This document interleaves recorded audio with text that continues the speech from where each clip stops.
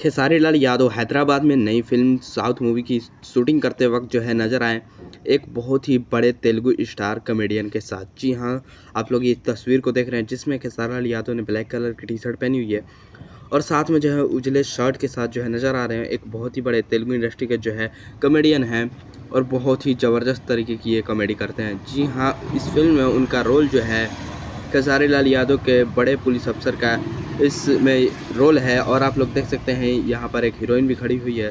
तो यहाँ पर एक बहुत ही बेहतरीन जो है सीन शूट हुआ है खेसारी लाल यादव का। जी हाँ दोस्तों, जिसमें आप लोग देख सकते हैं महेश आचार्य भी नज़र आ रहे हैं। आप लोग को बता दें, यह फिल्म बहुत ही बड़े हाई लेवल की क्वालिटी की शूट हो रही है और लगातार सेट पर की तस्वीरें जो हैं आ रही हैं।